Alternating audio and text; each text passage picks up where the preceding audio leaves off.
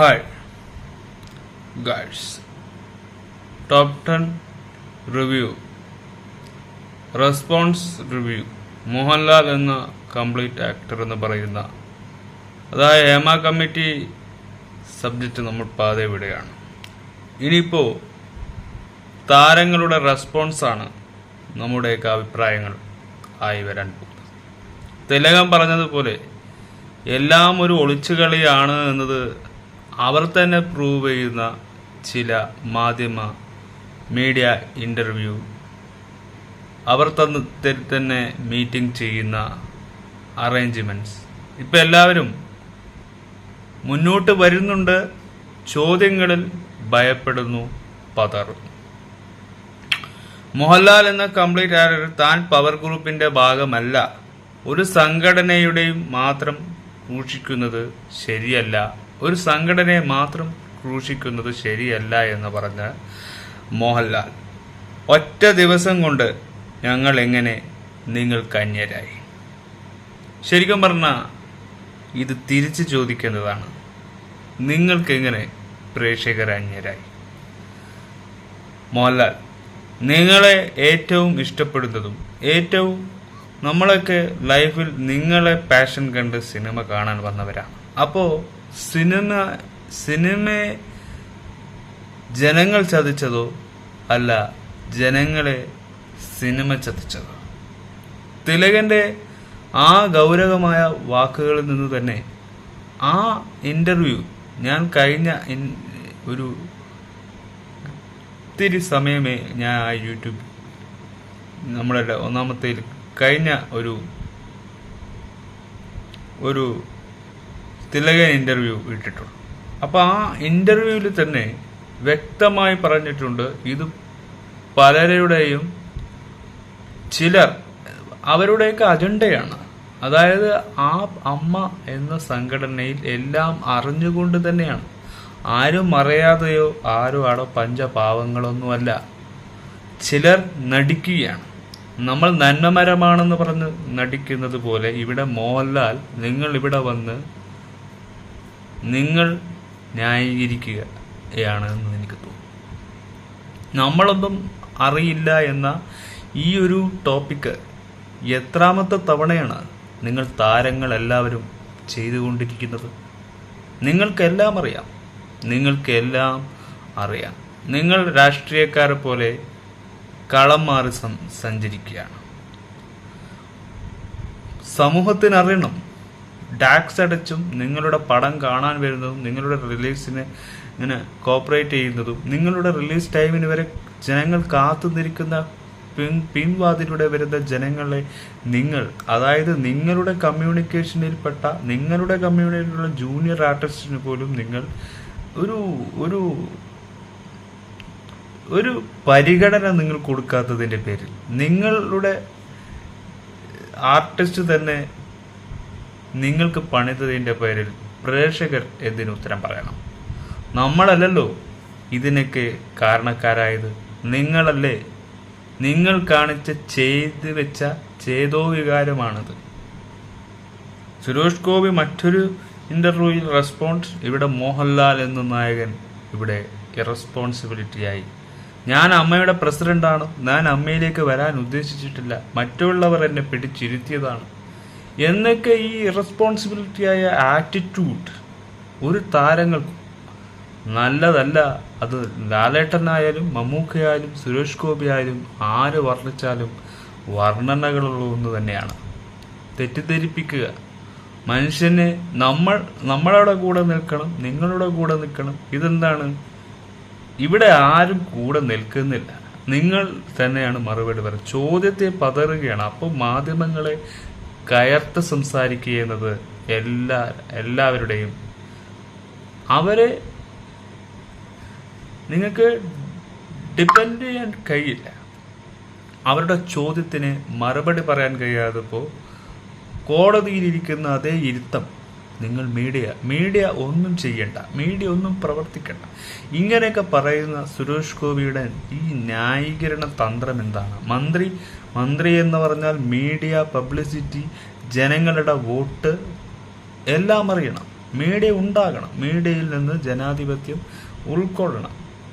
ഇവിടെ ഒരു ഇതിനും പങ്കെടുക്കാത്ത, മീഡിയ ഇല്ലാതെ നിങ്ങളുടെ സിനിമ പ്രൊമോഷൻ ഉണ്ടോ? പബ്ലിസിറ്റി ഇല്ലാതെ നിങ്ങൾ പ്രൊമോഷൻ ചെയ്യാറുണ്ടോ? ഇല്ല. സിനിമാ സംഘടനക്കും സിനിമാ പ്രവർത്തകർക്കും സിനിമക്ക് വേണ്ടി ബിസിനസ് പരമായി നിങ്ങൾ ചെയ്യുന്ന എല്ലാം സോഷ്യൽ പരമായ കാര്യങ്ങളാണ്. എന്നിട്ട് ഒരു മറുപടി പറയാൻ വന്ന് ഇതിനേക്കൊരു പ്രതികരിക്കാൻ വേണ്ടി ഒരു ക്രിക്കറ്റ് ലോഞ്ചിനാണ് മോഹൻലാൽ അവിടെ വന്നത്. എന്നിട്ട് അവിടെയും ഇവിടെയും ഇല്ലാത്ത കുറെ കാരണങ്ങൾ വിളമ്പി നിങ്ങളുടെ കുറെ നിസ്സഹായ അവസ്ഥകൾ പറഞ്ഞ് നിങ്ങളുടെ താന്തോന്നിത്തരത്തിന് നമ്മൾ കൂട്ടു നിൽക്കണമെന്നാണോ? അതാണോ ജനങ്ങൾ റെസ്പോൺസിബിലിറ്റി ആകുക എന്നത്? ദിലീപിൻ്റെ വിഷയത്തിലും നിങ്ങൾ ഇതേ ഈ പരിക്ക സ്വഭാവം നിങ്ങൾ കാണിച്ചതാണ്. പക്ഷെ ഇത്രയും വലിയ കുറ്റങ്ങൾ നടന്നിട്ടും, ഇത്രയും വലിയ ആരോപണങ്ങൾ നടന്നിട്ടും, ഞാനിവിടെ ഒരു മോഹൻലാൽ റെസ്പോൺസ് വീഡിയോ ഇട്ടിട്ടുണ്ട്. കേരളം കാത്തിരിക്കുന്നത് മോഹൻലാൽ മാധ്യമങ്ങളെ കാണാനും അദ്ദേഹത്തിന്റെ പ്രതികരണത്തിനുമായാണ്. പ്രത്യേകിച്ച് ഹേമ കമ്മിറ്റി റിപ്പോർട്ടിൽ അദ്ദേഹം മാധ്യമങ്ങളോട് സംസാരിക്കുന്നു.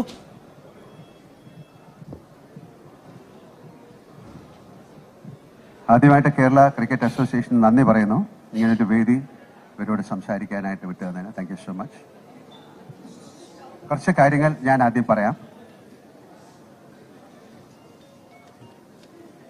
1978 ഞാൻ ആദ്യമായിട്ട് അഭിനയിക്കുന്നത്. തിരുവനന്തപുരത്ത് എൻ്റെ വീട്ടിൻ്റെ മുമ്പിലാണ്.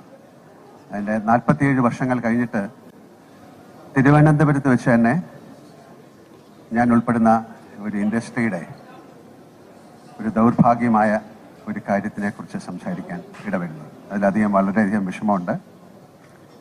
രണ്ടാമത്തെ കാര്യം, ഞാൻ ഇത്തരം പ്രസ് കോൺഫറൻസുകൾ നേരിടുന്ന ഒരാളല്ല. എനിക്ക് വളരെ ആധികാരികമായിട്ട് സംസാരിക്കാൻ അറിഞ്ഞുകൂടാ.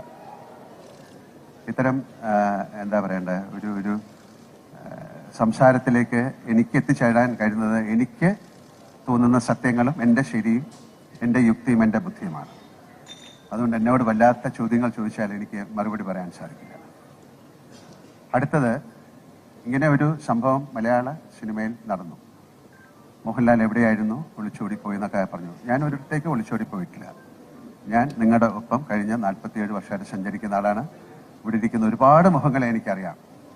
അവരുമായിട്ടൊക്കെ നല്ല സൗഹാർദ്ദത്തിൽ തന്നെയാണ് ഇത്രയും കാലം ഞാൻ സഞ്ചരിച്ചിട്ടുള്ളത്. അതുകൊണ്ട് ഒളിച്ചോടിപ്പോയിട്ടില്ല.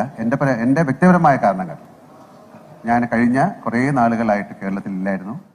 ഞാൻ ഗുജറാത്തിലായിരുന്നു, പിന്നെ ബോംബെയിലായിരുന്നു, മദ്രാസിലായിരുന്നു. അതിലേറ്റവും പ്രധാനപ്പെട്ട ഒരു കാര്യം എന്ന് പറഞ്ഞാൽ എൻ്റെ ഭാര്യയുടെ ഒരു സർജറിയുമായി ബന്ധപ്പെട്ട് എനിക്ക് ഹോസ്പിറ്റലിൽ ഇരിക്കേണ്ടി വന്നു.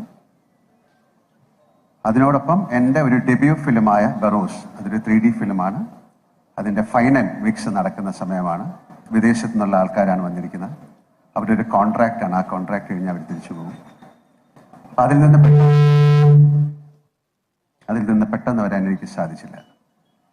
എന്തായാലും എൻ്റെ സിനിമയുടെ റിലീസൊക്കെ മാറ്റിവെച്ചു. കാര്യം ഈ സമയത്ത് അത് മുന്നോട്ട് കൊണ്ടുപോകാൻ സാധിക്കില്ല. അപ്പം അതുകൊണ്ടാണ് ഞാൻ വരാതിരുന്നത്, അല്ലാതെ വേറെ കാരണങ്ങൾ കൊണ്ടല്ല. സിനിമ എന്ന് പറയുന്ന ഈ സമൂഹത്തിൻ്റെ ഒരു ചെറിയ ഭാഗം മാത്രമാണ്. മറ്റെല്ലാ സ്ഥലത്തും സംഭവിക്കുന്ന ഒരുപാട് കാര്യങ്ങൾ സിനിമയിലും സംഭവിക്കുന്നു. പിന്നെ ഒരിക്കലും ഞാൻ പ്രോത്സാഹിപ്പിക്കുകയല്ല.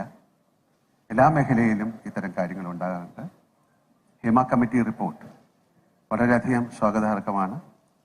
ഞാൻ 2 പ്രാവശ്യം ആ കമ്മിറ്റിയുടെ മുമ്പിൽ പോയിരുന്ന് സംസാരിച്ച ആളാണ്. എന്നോട് ചോദിച്ച ചോദ്യങ്ങൾക്കൊക്കെ ഞാൻ മറുപടി പറഞ്ഞു. ഞാനൊരു ആക്ടറാണ്, ഞാനൊരു പ്രൊഡ്യൂസറാണ്.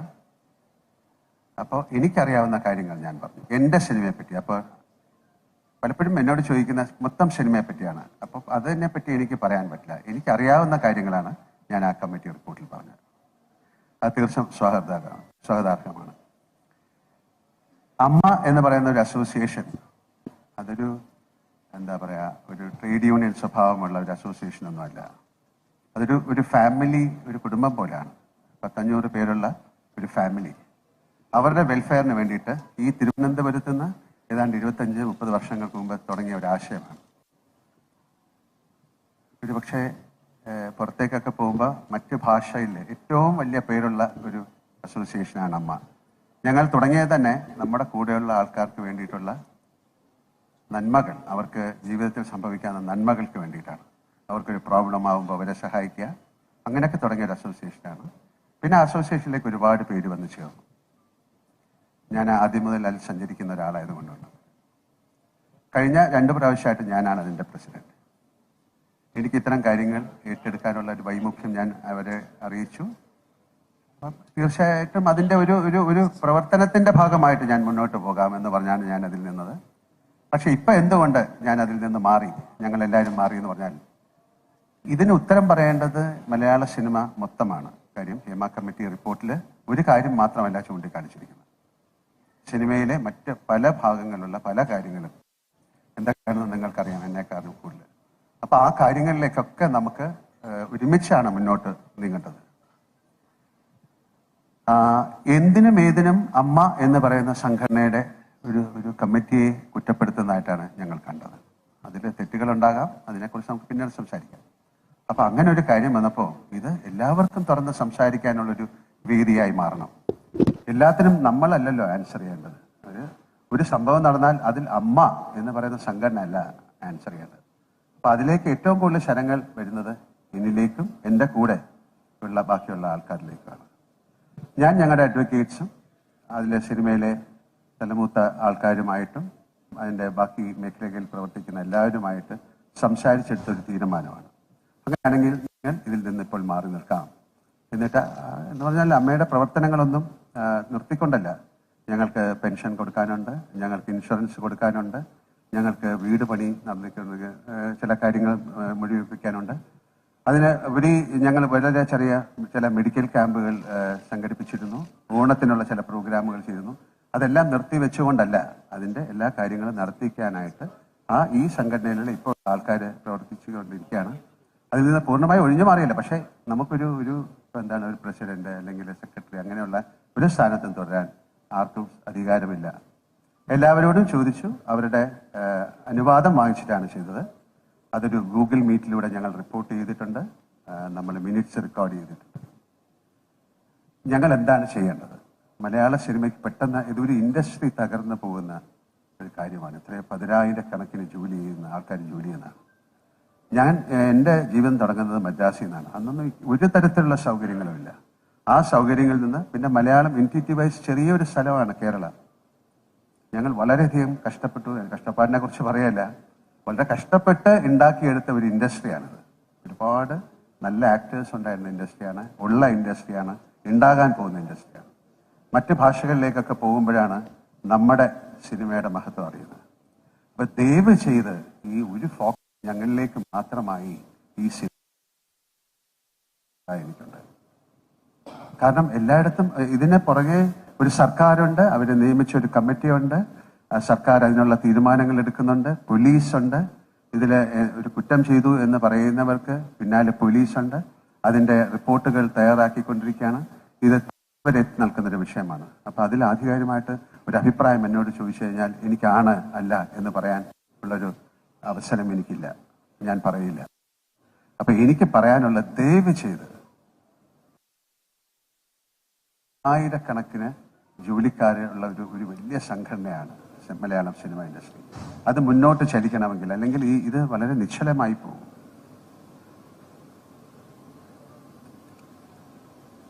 ഒരുപാട് ആൾക്കാർ പറയുകയാണെങ്കിൽ ഞങ്ങൾക്ക് പെൻഷൻ കിട്ടില്ലേ, ഞങ്ങൾ എന്താകും. അതായത് നമ്മുടെ ഒരു ഹോസ്പിറ്റലിൽ കിടന്നാൽ ഞങ്ങളാണ് അവരുടെ കാര്യങ്ങൾ നോക്കുന്നത്, ഇൻഷുറൻസ്. ഒരാൾ മരിച്ചു കഴിഞ്ഞാൽ പലപ്പോഴും ഒരു ഹോസ്പിറ്റലിൽ നിന്ന് അവരുടെ ശരീരം പോലും വിട്ടുകൊടുക്കില്ല, ഞങ്ങളാണ് പോയി എടുക്കുന്നത്. ഞങ്ങൾ എന്ന് പറഞ്ഞാൽ ഞാനെന്നല്ല അർത്ഥം, ഞങ്ങൾ ഉൾപ്പെടുന്ന ഒരു അസോസിയേഷൻ. അമ്മ അസോസിയേഷന് ഒരുപാട് തെറ്റിദ്ധാരണകളുണ്ട്, അല്ലെങ്കിൽ വിയോജിപ്പുകളുണ്ട്. അതുകൊണ്ട് തന്നെയാണ് വീണ്ടും ഇമ്മീഡിയറ്റ് ആയിട്ട് നമുക്ക് ചെയ്യാൻ പറ്റുന്നത് എന്താണ് എന്ന് പറഞ്ഞാൽ, ഞാൻ അതിൻ്റെ പ്രസിഡന്റ് ആയിരുന്ന സമയത്ത് ഞങ്ങളെടുത്ത തീരുമാനങ്ങൾ നമുക്കിതിൽ നിന്ന് മാറി നിന്നുകൊണ്ട്, ഒരുപാട് പേര് പറയുന്നു ഇങ്ങനെയല്ല ചെയ്യേണ്ടത്, ഇങ്ങനെയാണ് ചെയ്യേണ്ടത്, അത് ചെയ്തത് ശരിയായില്ല. അവർ വരട്ടെ മുന്നോട്ട്, ഒരു ഇലക്ഷൻ വെക്കാം, ഒരു ജനറൽ ബോഡി വിളിക്കാം, അതിൽ ആർക്ക് വേണമെങ്കിൽ ഏത് സ്ഥാനത്തേക്ക് മത്സരിക്കാം. ഇനി മത്സരിക്കാതെ ഒരു തീരുമാനമെടുക്കാം, അവർക്ക് അമ്മ എന്ന് പറയുന്ന സംഘടനയെ ഞങ്ങളെക്കാട്ടിലും മുന്നോട്ട് നയിക്കാം. ഇതൊരു തോൽവിയോ അല്ലെങ്കിൽ ഒളിച്ചോ ഒന്നല്ല. ദൈവീതം മനസ്സിലാക്കുക. ഇവിടെ വീണ്ടും നിന്ന് കഴിഞ്ഞാൽ വീണ്ടും ആ ആരോപണങ്ങൾ മുഴുവൻ ഞങ്ങളിലേക്കാണ് വരുന്നത്, അൺനെസസറി ആയിട്ട്. അപ്പോൾ അത് നിർത്തിക്കൊണ്ട് നമുക്ക് ഈ മലയാള സിനിമയെ തീർച്ചയായിട്ടും രക്ഷിക്കണം.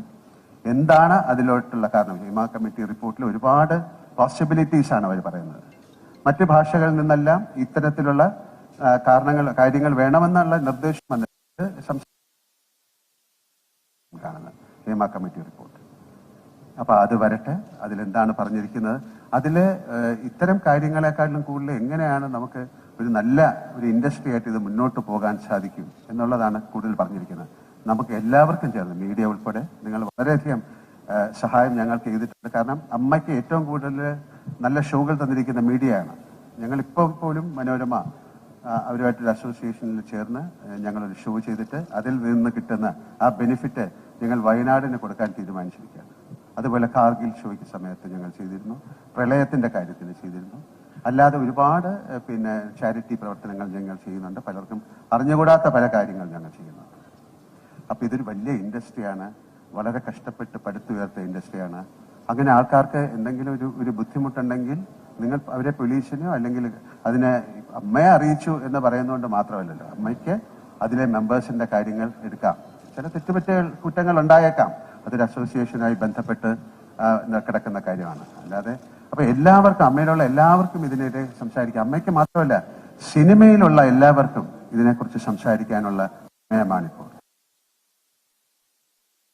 അല്ലെങ്കിൽ ഒരു സംഘടന മാത്രം ക്രൂശിക്കപ്പെടുക എന്ന് പറയുന്നത് ശരിയല്ല. ഒരുപാട് സംഘടനകളുള്ള ഒരു വലിയ ബൃഹത്തായ ഒരു ഇൻഡസ്ട്രിയാണ് സിനിമ. നമുക്ക് മറ്റു ഭാഷകളിൽ നിന്നൊക്കെ നമ്മളെ വിളിച്ചു ചോദിക്കുന്നുണ്ട് ഞങ്ങൾ എന്താണ് ചെയ്യേണ്ടത്. അപ്പൊ നിങ്ങൾ ഒരു കമ്മിറ്റി അതുപോലെ തുടങ്ങാനാണ് പറഞ്ഞത്. ഒരുപാട് പേർക്കുള്ള പ്രോബ്ലം ഇവിടെ നിന്ന് തുടങ്ങട്ടെ, കേരളത്തിൽ നിന്ന് ഒരു വലിയ മൂവ്മെന്റ് ആയിട്ട് ഇത് മാറട്ടെ. ഇത് എല്ലാ മേഖലയിലും വരണം എന്നാണ് ഞാൻ ആഗ്രഹിക്കുന്നത്. ഇത് സിനിമയിൽ മാത്രമല്ല, എല്ലാ മേഖലകളിലും ഇതുപോലുള്ള ഒരു കമ്മിറ്റി, ഒരു പഠനം ഉണ്ടാകാം. അല്ലെങ്കിൽ മറ്റ് മേഖലകളിലേക്ക് ഈ കമ്മിറ്റിയുടെ ഈ റിപ്പോർട്ട് ഒരു പഠന വിഷയമാകട്ടെ. അതിന് ഏറ്റവും സ്വാഗതാർഹമാണ്. എല്ലാവർക്കും കറക്റ്റായിട്ടുള്ള റൈറ്റ് ആയിട്ടുള്ള നിയമം കിട്ടുമെന്ന് ആഗ്രഹിക്കുന്ന ഒരാളാണ് ഞാൻ. പിന്നെ നമ്മളൊരാൾ വിചാരിച്ചാൽ ആ നിയമത്തിനെ മാറ്റാനൊന്നും പറ്റില്ല. ഒരാൾക്ക് വേണ്ടി അങ്ങനെ സപ്പോർട്ട് ചെയ്യാൻ പറ്റും. പ്രോപ്പറായ തെളിവുകളും കാര്യങ്ങളും ഉണ്ടെങ്കിൽ അങ്ങനെ ഒരു കുറ്റം ചെയ്തിട്ടുള്ള ആളുകൾ ശിക്ഷിക്കപ്പെടണം എന്ന് തന്നെയാണ് എൻ്റെ അഭിപ്രായം. മലയാള സിനിമയുടെ എല്ലാ അഭിപ്രായം അങ്ങനെ ആയിരിക്കുമെന്ന് ഞാൻ വിശ്വസിക്കുന്നു. കാര്യം അതിന് ആരും ഒരു എതിരഭിപ്രായം പറയാൻ താല്പര്യപ്പെടില്ല. ഇതാണ് എനിക്ക് നിങ്ങളോട് പറയാനുള്ളത്. ദയവ് ചെയ്ത് നിങ്ങൾ എല്ലാവരും കൂടെ സഹകരിച്ച് ഈ ഒരു ക്രൈസിസിനെ, നമുക്കിപ്പം ഇതിനു മുമ്പ് എന്താണ് നടന്നത്, വളരെ ഇന്ത്യ കാണാത്ത ഒരു വലിയ ദുരന്തമാണ് നടന്നത്, ഒരു ഉരുൾപൊട്ടൽ. പക്ഷെ അതിനെയൊക്കെ നമ്മൾ അതിജീവിച്ചു. പ്രളയം, അതൊക്കെ അതിജീവിച്ചു. നിരവധിയായ ഒരുപാട് പേര് അതിലൂടെ നമുക്കിതിനെ റീകൺസ്ട്രക്ട് ചെയ്തെടുക്കണം. കാര്യം ഒരു പക്ഷേ നിങ്ങൾക്ക് എല്ലാവർക്കും സ്നേഹമുള്ള ഒരുപാട് പേര് നിസ്സഹായരായി നോക്കേണ്ടി വരും. അത് വളരെ പാവപ്പെട്ട ആളുകളുണ്ട്, അതിൽ സിനിമയിൽ അഭിനയിക്കുന്നവരുണ്ട്, അഭിനയിക്കാത്തവരുണ്ട്. പിന്നെ ഇത്തരം ആളുകൾക്കുള്ള എങ്ങനെയാണ് ഇവർക്കൊക്കെ ഒരു ജൂനിയർ ആർട്ടിസ്റ്റ് എന്ന് പറയുന്നവർക്ക് ഒരു അസോസിയേഷൻ ഉണ്ടാകണം. കാര്യം നമ്മൾ പലപ്പോഴും പോകുമ്പോൾ അതൊരു ഏജൻസിയാണ്, അവരാണ് നമുക്ക് അവരെ ആൾക്കാരെ കൊണ്ടുവരുന്നത്. അപ്പൊ അവരുടെ കാര്യങ്ങൾ നോക്കിക്കോളും. എന്തെങ്കിലും കംപ്ലൈന്റ് ഉണ്ടെങ്കിൽ അവർക്ക് കൊടുക്കണം. അപ്പൊ ഇതിനൊരു നിയമ നിർമ്മാണം ഉണ്ടാക്കാൻ മലയാള സിനിമയിൽ ആക്ടേഴ്സ് എന്ന് പറയുന്നത് 500 പേരുണ്ടെങ്കിൽ എല്ലാവരും വളരെ എന്താ പറയാ, വളരെ സെന്റിമെന്റലാണ്, പെട്ടെന്ന് എക്സൈറ്റഡ് ആകുന്ന ആൾക്കാരാണ്. അവർക്ക് ഇങ്ങനെയുള്ള കാര്യങ്ങൾ പെട്ടെന്ന് അതിൽ തളർന്നു പോകുന്ന ആൾക്കാരാണ്. അപ്പൊ അവരെ തളർത്താതെ ദയവ് ചെയ്ത് എങ്ങോട്ടേക്കാണെന്ന് ഇത് പറയാൻ എനിക്ക് ബുദ്ധിമുട്ടാണ്. കാരണം വളരെയധികം സങ്കടമുണ്ട്. ആര് സംസാരിച്ചു ആര് സംസാരിച്ചില്ല എന്നുള്ളതല്ല, എനിക്ക് പറയാനുള്ളത് ഇതാണ്. ഞാനപ്പം ഒരു അമ്മയുടെ പ്രസിഡന്റ് എന്നുള്ള രീതിയിലല്ല, കഴിഞ്ഞ 47 വർഷം സിനിമയുമായിട്ട് സഹകരിച്ച് ഒരുപാട് മലയാള സിനിമയ്ക്ക് ഏറ്റവും നല്ല സമയമുള്ള ഒരു കാലമാണിത്. സൗത്ത് ഇന്ത്യൻ ഫിലിംസ് എല്ലാം നോർത്തിലും അല്ലെങ്കിൽ ഇന്ത്യ മുഴുവനും അല്ലെങ്കിൽ പാൻ ഇന്ത്യ അല്ലെങ്കിൽ ഇന്റർനാഷണൽ, ഇപ്പൊ കാനിലൊക്കെ ഒരുപാട് സിനിമകൾ ശ്രദ്ധിക്കപ്പെടുന്ന ഒരു സമയമാണ്. ഇത് വലിയ നാഷണൽ ന്യൂസായി ഇന്റർനാഷണൽ ന്യൂസായിട്ട് ഈ വ്യവസായം തകർന്നു പോകരുത് എന്ന് ആത്മാർത്ഥമായിട്ട് ആഗ്രഹിക്കൂ. നിങ്ങളും എന്നോടൊപ്പം ആഗ്രഹിക്കൂ.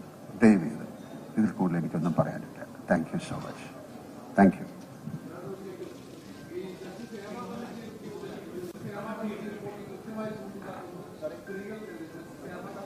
ഞാൻ ഇതിൽ കൂടുതൽ എന്താണ് പറയാനുള്ളത്? ഞാൻ പറഞ്ഞതിൽ എൻ്റെ അഭിപ്രായം ദയവ് ചെയ്ത് മനസ്സിലാക്കുക. നിങ്ങൾ ചോദിക്കുന്ന ചോദ്യങ്ങൾക്ക് എനിക്ക് മറുപടി പറയാൻ സാധിക്കില്ല. കേരള പോലീസിനായാലും കേരള പോലീസല്ലേ നോക്കണ്ട, ഞാനാണോ? പ്ലീസ് പ്ലീസ് ദയവ് നിങ്ങൾ ഒരു കാര്യം, നിങ്ങൾ ചോദ്യങ്ങൾ ചോദിക്കാൻ നിങ്ങൾ തയ്യാറായിട്ടാണ് വന്നത്, പക്ഷെ എനിക്ക് ഉത്തരങ്ങളില്ല. കാര്യം എന്റെ കയ്യിൽ നിൽക്കുന്ന ഒരു കാര്യമല്ല, നിങ്ങളുടെ കയ്യിലാണ് ഈ കാര്യം നിൽക്കുന്നത്.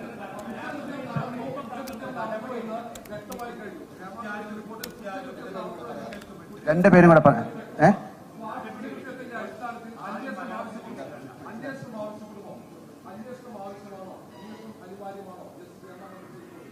തീർച്ചയായും ഞാനാണോ പറയേണ്ടത്? തീർച്ചയായിട്ടും വേണ്ടേ?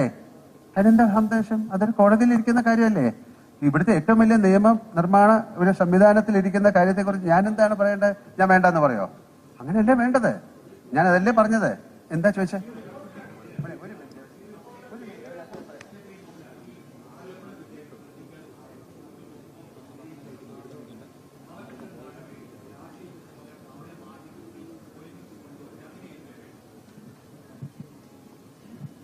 അതിനെക്കുറിച്ച് ഞാൻ എന്താ പറയേണ്ടത്? അതിനൊരു വിധേയരായവരല്ലേ, എന്താണെന്നൊന്നും അറിയില്ല. ഇതിനു മുമ്പും ഇതിലും വലിയ കാര്യങ്ങൾ നടത്തിയിട്ട് ഇല്ല എന്ന് പറഞ്ഞ് തിരിച്ച് സിനിമയിലും ഒരുപാട് കാര്യങ്ങൾ വന്നവരുണ്ട്. ഇത് സിനിമയിൽ മാത്രമല്ല. അതിലിപ്പോ നമ്മൾ പെട്ടെന്നൊരു തീരുമാനം എടുക്കാൻ ഞങ്ങൾക്ക് സാധിക്കുന്നില്ല. അത് ഒരു നിയമം എന്ന് പറയുന്നത് പോലീസിന്റെയോ അല്ലെങ്കിൽ കോടതിയുടെ കയ്യിലിരിക്കുന്ന ഒരു കാര്യത്തിൽ എനിക്കൊരു അഭിപ്രായം പറയാൻ പറ്റില്ല. കാര്യം അത് സംഭവിച്ചു പോയി.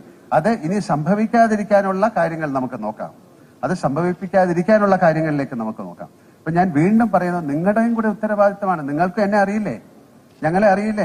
ഞങ്ങളെ കാണുമ്പോൾ ചിരിക്കുകയും ഞങ്ങളെ സംസാരിക്കുകയൊക്കെ ചെയ്യുന്ന ആൾക്കാരല്ലേ? ഒരു ദിവസം കൊണ്ട് ഞങ്ങൾ എന്താണ് നിങ്ങൾക്ക് അന്യന്മാരായി പോകുന്നത്? അത് തെറ്റാണ്. ഒരു മിനിറ്റ് മോനെ, ഞാൻ സംസാരിച്ചോട്ടെ. എന്താ പറയും? അത് ഞാൻ പറഞ്ഞു. ഇത് തന്നെ നിങ്ങൾ ചോദിച്ചാൽ ഞാൻ എന്താ പറയേണ്ടത്? എനിക്ക് അതിനെക്കുറിച്ച് അറിയില്ല. തീർച്ചയായിട്ടും അതല്ലേ പറഞ്ഞത്, അതിന് നിയമമുണ്ട്, തീർച്ചയായിട്ടും കൊണ്ടുവരണം. ഞാൻ വിചാരിച്ചാലാണോ നടക്കുന്നത്? അതിന് പോലീസുണ്ട്, ഒരു ഗവൺമെന്റ് മെഷീനറി ഉണ്ട്, കോടതിയുണ്ട്. അത് അവർ ചെയ്തുകൊണ്ടിരിക്കുന്ന ഒരു കാര്യമല്ലേ? അതിനെക്കുറിച്ച് ഞാൻ ഇതിൽ കൂടുതൽ എന്താണ് പറയാൻ? എല്ലാവരും കൂടെ പറഞ്ഞാൽ എനിക്ക് കേൾക്കാൻ പറ്റില്ല. അതായത്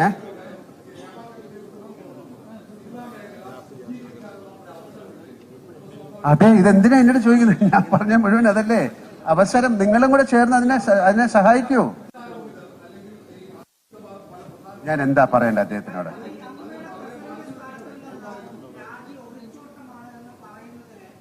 ഞാൻ അതിനെല്ലാം മറുപടി പറഞ്ഞു. ഞാൻ പറഞ്ഞല്ലോ, ഞാൻ ഇതിൽ ഒളിച്ചോട്ടമല്ല, എന്റെ കാര്യങ്ങൾ പറഞ്ഞു.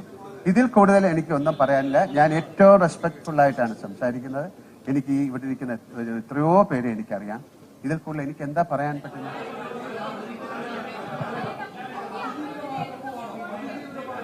ഞാൻ ആരുടെ മറുപടി പറയണ്ടത്? തീർച്ചയായിട്ടും എന്താ മനസ്സിലായത്? തീർച്ചയായിട്ടും അങ്ങനല്ലേ വേണ്ടത്.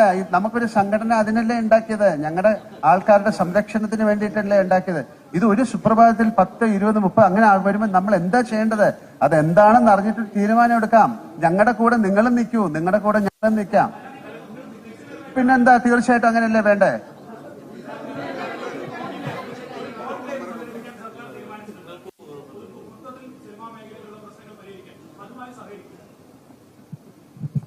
ചോദിച്ചാൽ ഞാൻ എന്താ പറയണ്ടേ? അത് നല്ലൊരു കാര്യം. തീർച്ചയായിട്ടും നിങ്ങൾ സഹകരിക്കോ? അപ്പൊ ഞങ്ങൾ ഉറപ്പായിട്ട് സഹകരിക്കും. കാര്യം അതല്ലേ, ഒരു ശുദ്ധീകരണത്തിന്, ഒരു നല്ല കാര്യത്തിന്, നടക്കുന്ന ഒരു കാര്യത്തിൽ നിങ്ങൾ സഹകരിക്കുമെന്നുള്ള ചോദ്യം അത് പ്രസക്തമല്ല. ആണ്, സഹകരിക്കും. എന്താ മാഡം?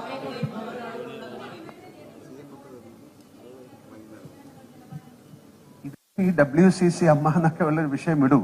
മലയാള സിനിമയെ പറ്റി സംസാരിക്കൂ. അതിൽ എന്ത് വേണമെങ്കിലും ചെയ്യാൻ തയ്യാറല്ലേ? നിങ്ങൾ എല്ലാവരും കൂടെ ചേർന്ന് ചെയ്യൂ. പുതിയ ഒരു ഇലക്ഷൻ വരുന്ന സമയത്ത് തീർച്ചയായിട്ടും വരാം. അതിനെന്താ കുഴപ്പം? നമുക്ക് ഒരാളോടും ഒരു എതിരില്ല. ഇതിൽ അഭിനയിക്കുന്ന വിലക്കുകൾ എന്നൊക്കെ പറഞ്ഞു.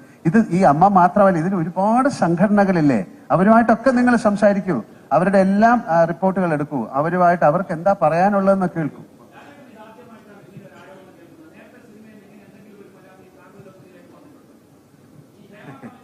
അല്ല, അങ്ങനെ റിപ്പോർട്ടില്ല. നിങ്ങൾ കേട്ടിട്ടുണ്ടോ? അപ്പൊ അങ്ങനത്തെ കാര്യങ്ങൾ ഇത് എവിടെയാണ്? സിനിമയിലല്ലാതെ എത്രയോ സ്ഥലത്ത് നമ്മൾ കേൾക്കുന്നതാണ്. നമ്മൾ എന്താ ചെയ്യുന്നത്? നമുക്ക് മുഖമറിയാത്ത അല്ലെങ്കിൽ നമുക്ക് പരിചയമില്ലാത്ത ഏതൊക്കെയോ കാര്യങ്ങൾ പല സ്ഥലത്തുനിന്നും കേട്ടിട്ടുണ്ട്. അതിനൊക്കെ നമുക്ക് ഒരാള് അമ്മ എന്ന് പറയുന്ന സംഘടന ഇതിനെല്ലാം പ്രതികരിക്കണം എന്ന് പറഞ്ഞാൽ നമുക്കിത് അറിയാം. ഇതൊരു വലിയൊരു ഇൻഡസ്ട്രി അല്ലേ? ഇത് എന്താ നടന്നിരിക്കുന്നതെന്ന് അറിയില്ലല്ലോ. ഒരു മിനിറ്റ് ഞാനൊന്ന് പറഞ്ഞോട്ടെ. അപ്പൊ ഇപ്പൊ കൺസേൺഡ് 21 യൂണിയനുകളുണ്ട്. അതിൽ എന്തെങ്കിലും പ്രോബ്ലം ഉണ്ടെങ്കിൽ അവരെല്ലാം അറിയിക്കണ്ടേ? ഇപ്പൊ അതിലില്ലാത്ത ഒരു അമ്മയെ വന്ന് അറിയിച്ചിട്ട് ഞങ്ങളൊരു അഭിപ്രായം പറഞ്ഞില്ലെന്ന് പറഞ്ഞാൽ എന്താ പ്രസക്തിയാണുള്ളത്?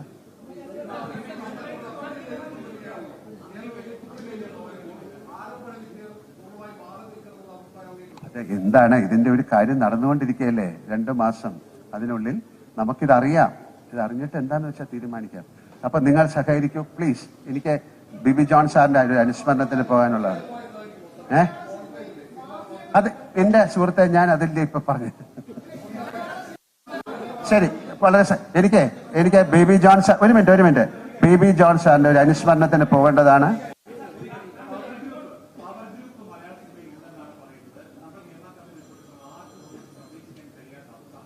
നമുക്ക് ആ കമ്മിറ്റി റിപ്പോർട്ടിൽ ആരൊക്കെയാണെന്നൊക്കെ അറിയട്ടെ. എന്നാലല്ലാതെ എന്റെ അടുത്ത് ചോദിച്ചാൽ ഞാൻ പവർ ഗ്രൂപ്പിൽ പെട്ട ഒരാളല്ല, എനിക്ക് അതിനെ കുറിച്ച് അറിയില്ല. ഇങ്ങനെ അറിയുമോ എന്ന് ചോദിച്ചാൽ അങ്ങനെ ഒരു സംഭവം ഞാൻ ആദ്യമായിട്ടാണ് കേൾക്കുന്നത്. നമുക്ക് ആ റിപ്പോർട്ട് വരട്ടെ, നിങ്ങൾ വെയിറ്റ് ചെയ്യൂ. ഞാൻ എങ്ങനെയാണ് കാണുന്നത് ഈ റിപ്പോർട്ട്? എന്നെ വിളിച്ചതാണ്, ഞാൻ പോയി സംസാരിച്ചിട്ടുണ്ട്. അതെങ്ങനെ അതൊരു അങ്ങനെ ഗോപ്യമായി വെച്ചിരിക്കുന്ന കാര്യം?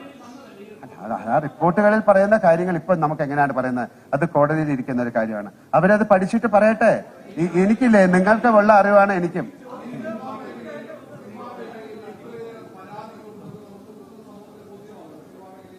അങ്ങനെ പൊതുസമൂഹത്തിനൊന്നും ബോധ്യമായിട്ടില്ല. നിങ്ങൾ അങ്ങനെ പറയരുത്. നിങ്ങൾ പൊതുസമൂഹത്തിന് ബോധ്യമായെന്ന് അങ്ങനെ പറയും? നിങ്ങൾ പൊതുസമൂഹത്തിന് ബോധ്യമാകരുത്. അതിനുള്ള ശ്രമങ്ങളാണ് നമ്മൾ ചെയ്യേണ്ടത്. ഞാൻ പറയുന്നു, ഒന്ന് ശ്രമിക്കുക. എന്നെ പറയാൻ സമ്മതിക്കുന്നില്ലല്ലോ.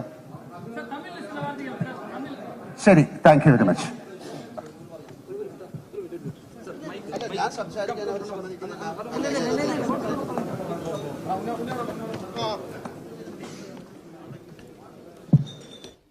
കേരളം കാത്തിരുന്ന പ്രതികരണമാണ് മോഹൻലാലിന്റെ ഭാഗത്തു നിന്നുണ്ടായത്.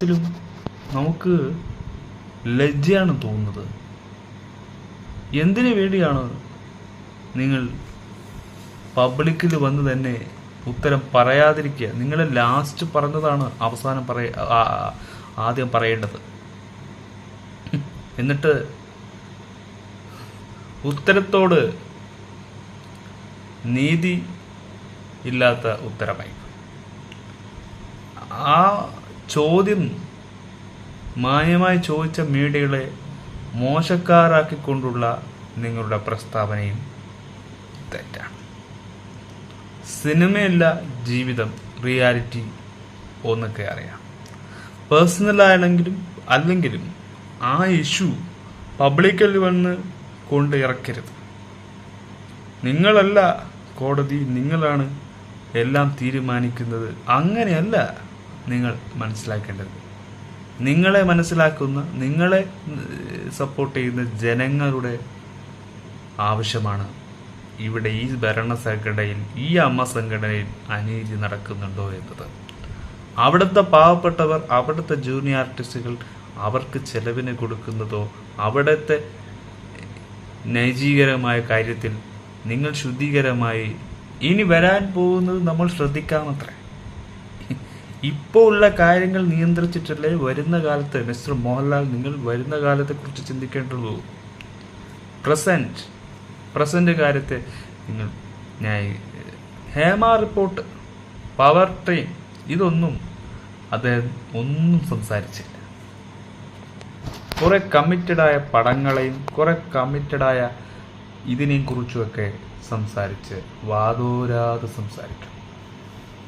എന്തിനു വേണ്ടിയാണ് മോഹൻലാൽ നിങ്ങൾ ഇങ്ങനെ വെറുതെ ജനങ്ങളെ കൊണ്ട് പറയിപ്പിക്കുന്നത്? നിങ്ങളുടെ പടവും പോലും ഇപ്പം മാക്സിമം പോകാത്ത കാലമാണ്. എന്നിട്ടും നിങ്ങൾ ഈ റെസ്പോൺസിബിലിറ്റി എന്തിനു കാണിക്കും? മനോരമ ന്യൂസിനോട് നിങ്ങൾ ആ ചോദ്യം ചോദിക്കുന്നതിന് എന്താണ് നിങ്ങൾ തിരിച്ച് അഗേൻസ്റ്റ് മറുപടി പറയുന്നത്? നിങ്ങൾക്ക് നിസ്സഹായത, നിങ്ങളുടെ അവസ്ഥകളെ നമ്മൾ ജനങ്ങൾ ഏറ്റെടുക്കണം പോലും. സെപ്റ്റംബറിൽ 10-ാം തീയതി വരുന്ന കോടതിയുടെ അവസാനത്തെ വിധി എന്താണെന്ന് ജനങ്ങൾ അറിഞ്ഞതിന് ശേഷവും നിങ്ങളൊരു നടപടി എടുക്കൂ. നിങ്ങൾക്കൊന്നും ഒത്തുചേരാൻ നിങ്ങൾ വീണ്ടും നടപടിയെടുത്ത് വീണ്ടും വോട്ട് ചെയ്ത് അതേ സ്ഥാനാർത്ഥിയെ തന്നെ വീണ്ടും ഭരണസംഘടനത്തിൽ കൊണ്ടുവരാം എന്നൊക്കെയാണ് നിങ്ങളുടെ ചിന്ത. നമ്മൾ പറയുന്നു ഈ അമ്മ സംഘടന തന്നെ പിരിച്ചുവിടണമെന്നാണ്. എന്തിനാണ് ഇത് നിലനിർത്തുന്നത്? ഇത് എന്ത് പരിഷ്കാരങ്ങളും എന്ത് ശുചിയും കൊണ്ടുവന്ന് നിങ്ങൾക്ക് നിലപാടുണ്ടാക്കാനാണ്? സംഘടനയെ വേണ്ട. അമ്മ സംഘടന പോയിട്ട് താരസംഘടന പോലും വേണ്ട. എന്തിനാ? നിങ്ങൾക്കല്ലാതെയും ജീവിക്കാനുള്ള വഴിയുണ്ട്. പിന്നെ ഡിസാസ്റ്ററും രണ്ടും ഒരുപോലെ കണക്കാക്കരുത്. അത് ഇത് അക്രമമാകുമ്പോൾ അത് പാവങ്ങളുടെ ജീവിതമാണ്, അന്നമാണ്. അതാണ് അവിടെ ഇല്ലാതെ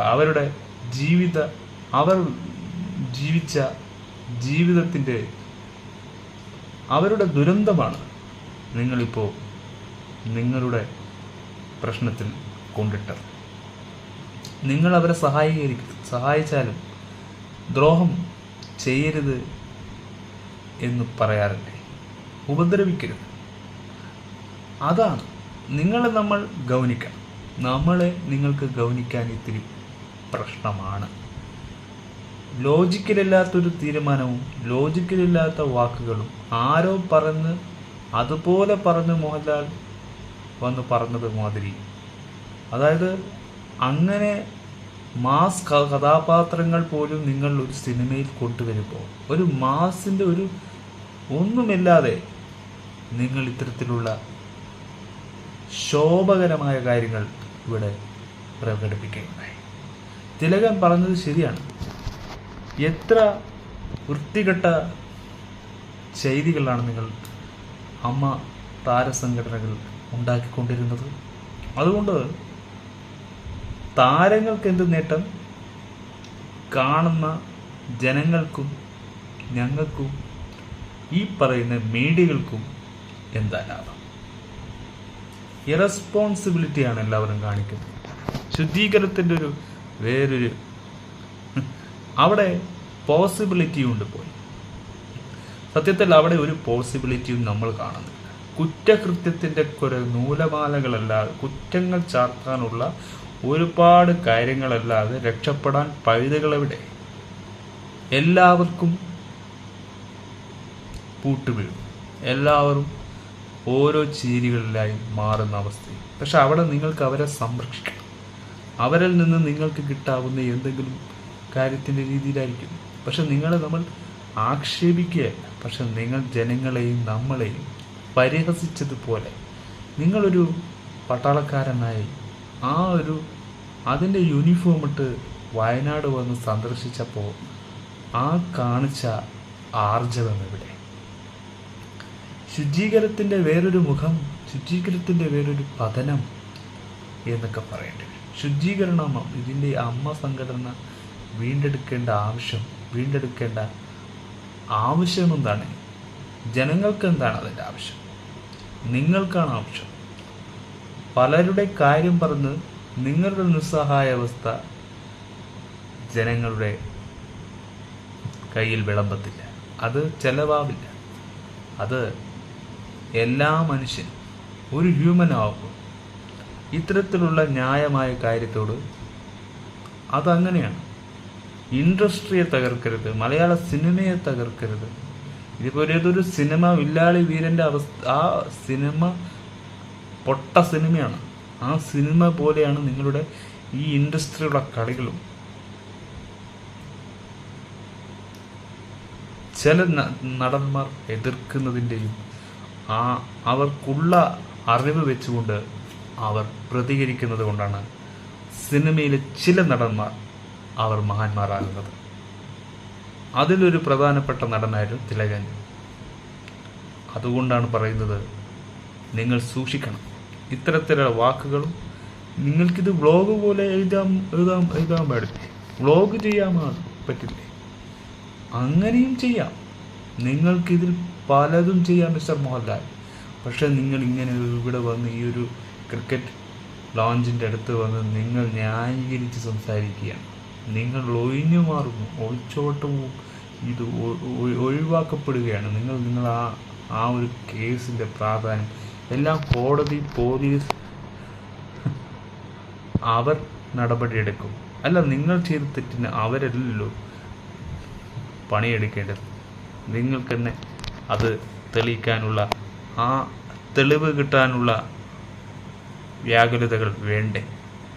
അത് തെറ്റല്ല എന്ന് തിരുത്താനുള്ള നിങ്ങൾക്കുണ്ടാകുന്നൊരു ആർജവം പൊതുസമൂഹത്ത് അത് പ്രകടിപ്പിച്ചു.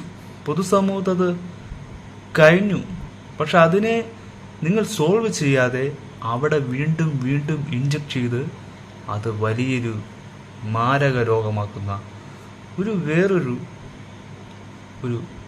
മനുഷ്യർ. നിങ്ങളുടെ കേസ്ട്രി ഏരിയ നിങ്ങൾ തീർക്കണം. അത് ജനങ്ങൾ ബാധ്യതരാവില്ല. ജനങ്ങൾക്ക് ഇതിൻ്റെ ഇമ്പോർട്ടൻസ്, ഇത് പറ്റിയ പാളിച്ചകൾ നിങ്ങളെ കൊണ്ട് തിരുത്താൻ നിങ്ങളായി തിരുത്തണം. ഇനി അതിനുവേണ്ടി നമ്മുടെ സിനിമയെ സപ്പോർട്ട് ചെയ്യണം. നമ്മുടെ സപ്പോർട്ടിങ്ങും നിങ്ങൾ ചെയ്യുന്ന ക്യാരക്ടറിലും റിയാലിറ്റിക്കും ഒരേ കണത്തിൽ നിങ്ങൾ അതേപോലെ റെസ്പോണ്ട് ചെയ്യുമ്പോഴാണ് നിങ്ങൾ പറയുന്ന സിനിമകളും നിങ്ങൾക്ക് വേണ്ടിയുള്ള പ്രൊമോഷൻ വർക്കിനൊക്കെ ജനങ്ങൾ വന്നും അത് നമ്മുടെ ആവശ്യം ആകണം. നമ്മൾ തരുന്ന അതേ ഈ റെസ്പോണ്ട് പോലെ ആയിരിക്കും അതേ ഒരു വിവേചനത്തിൽ നമ്മളും സംസാരിക്കുന്നത്. കാരണം വ്യക്തമായ ഒരു ക്ലൂവും, അത് തെറ്റാണെങ്കിൽ തെറ്റാണെന്ന് പറയുക, ആ തെറ്റിനെ ന്യായീകരിക്കുന്നതാണ് നമ്മൾ കാണുന്നത്. പറ്റിപ്പോയി ഇനി ഇത് എന്താണ്, ചെറിയൊരു കുട്ടികളാണ്, കുട്ടികളോട് പറയുന്ന രീതിയിൽ സംസാരിക്കരുത്. എഡ്യൂക്കേറ്റഡാണ്. എഡ്യൂക്കേഷൻ ഫീൽഡിൽ ജീവിക്കുന്ന ഈ രാജ്യത്ത് നിങ്ങൾ ഇത്ര മാന്യത നിങ്ങളൊന്ന് സൂക്ഷിക്കണം. ജനങ്ങളെ, ജനാധിപത്യത്തെ കീറിമുറിക്കുന്ന നിങ്ങളുടെ ഈ നാടകീയ താര വിളമ്പലുണ്ട്, അത് പൊളിഞ്ഞു വീഴുന്ന അസുലഭ നിമിഷങ്ങളുടെ ഒരു അവസാനത്തെ കളിയാണ് നിങ്ങൾ കാണിച്ചത്. ഇത് പ്രഹസനമാണ്. മറ്റുള്ളവരെ കബളിപ്പിച്ച്, മറ്റുള്ളവരെ വേദനിപ്പിച്ച്, ജനങ്ങളെ ടാക്സും അവരുടെ കൈയടിയും അവർ വിജയിപ്പിച്ച പടങ്ങളുടെ സംരക്ഷണവും സ്വത്തും നിങ്ങൾ കൈക്കലാക്കിയിട്ട് ജനങ്ങളും മീഡിയയും സംസാരിക്കുമ്പോൾ നിങ്ങൾക്കത് വേണ്ട എന്ന് പറയുമ്പോൾ അതിൻ്റെ മൂല്യമെന്താണ് മോഹൻലാൽ? ഇത് നിങ്ങൾ വിചാരിക്കുന്ന ഒരു മേഖലയല്ല. നിങ്ങൾ വിചാരിച്ച ആ ഒരു ക്രൈറ്റീരിയ വരെയല്ല, അതിനേക്കാൾ മികച്ച വലിയതെന്തോ വരാനുള്ളൂ എന്ന് നിങ്ങൾ ആലോചിച്ചു നോക്കൂ. കോടതിയും ഹേമ കോടതിയും ജസ്റ്റിസും ഒക്കെ നിങ്ങൾക്ക് കളിക്കാൻ പറ്റുന്നവരും പാവകളാണ്. അവര് നീതിന്യായ കോടതിയല്ലേ. അവിടെ നിങ്ങൾക്ക് ഇത്തരത്തിലുള്ള മോശമായ കാര്യത്തിന് ന്യായീകരണ സ്വഭാവം വേണമെന്നും ഇതാണോ ഒരു കലാകാരൻ മറ്റൊരു കലാകാരനോട് പറഞ്ഞു കൊടുക്കുന്ന ന്യായ ഉപദേശങ്ങൾ? ഇത് പുച്ഛമാണ്. ജനങ്ങൾക്ക് നിങ്ങളോടുള്ള പുച്ഛമാണ് ഈ ഒരു റെസ്പോണ്ടിൽ നമുക്ക് തോന്നിയ ഒറ്റൊരു വിവേചനം. മോഹൻലാൽ, ഇത് നിങ്ങൾ ഇവിടെ വന്ന് ഇങ്ങനെ പറഞ്ഞു നിന്ന് മാറേണ്ട കാര്യമില്ലായിരുന്നു. ഇത് നിങ്ങൾക്ക് വലിയ വ്ളോഗ് ചെയ്തതോ എന്തെങ്കിലും ചെയ്ത് നിങ്ങൾക്ക് നേരിട്ട് പറയാനുള്ള കാര്യം മാത്രമാണ്. ഇതല്ല, ഇങ്ങനെയല്ല നിങ്ങൾ റിയാക്ട് ചെയ്യേണ്ടത്. ഈ റിയാക്ഷനിൽ നിങ്ങൾക്ക് അമ്മ എന്ന സംഘടനയോടോ സിനിമാ മേഖലയിൽ എന്ന സംഘടനയോടോ ഒരു ഉത്തരവാദിത്വമില്ല. റെസ്പോൺസിബിലിറ്റിയാണ് നിങ്ങൾ ഈ കാണിക്കുന്നത്. വിഷമമുണ്ട്, നിങ്ങളുടെ ആരാധകരാണ്. പക്ഷെ നമ്മുടെ ആരാധകർ നമ്മളൊക്കെ ഫെയിമായി നമ്മളൊക്കെ തോല് കുലിക്കും ഞങ്ങളുടെ ലാലേട്ടന് ഇങ്ങനൊരു മുഖത്ത് കാണുമ്പോൾ വിമർശകരമായ ആ ഒരു അവസ്ഥയാണ് കാണുന്നത്. ചിരിയുന്ന ഭാവത്തിലൂടെ സംസാരിക്കുന്നത് എന്തിനാണ്? ഇപ്പോൾ വിവേചനമാണ് നിങ്ങൾക്കുള്ള. നിങ്ങൾ പറഞ്ഞത് നമ്മൾ അന്യരായോ എന്ന്. നിങ്ങൾ ഞങ്ങളെയാണ് അന്യരാക്കുന്നത്. നിങ്ങൾ ഒളിച്ചോടിയാണ്. നിങ്ങൾ എന്ത് കമ്മിറ്റഡ് ആയാലും അത് ജനങ്ങളെ ബാധിക്കുന്ന വിഷയമല്ല. അത് നിങ്ങളുടെ പക്ഷെ മറ്റ് കാര്യങ്ങൾ പറഞ്ഞ് മറ്റ് കാര്യങ്ങളിൽ അതിൽ ഉൾപ്പെടുത്തി നിങ്ങൾ കാര്യത്തിൽ നിന്ന് വഴുതി മാറുകയാണ്. സീരിയസ് ആയ കാര്യത്തെക്കുറിച്ചൊന്നും നിങ്ങൾ ഇമ്പോർട്ടൻ്റേ അല്ല. നിങ്ങൾ ഇമ്പോർട്ടൻ്റ് ആവണം. അതാണ് ജനങ്ങൾക്ക് വേണ്ടത്. ബാക്കി വിശേഷവുമായി പിന്നെ കാണാം.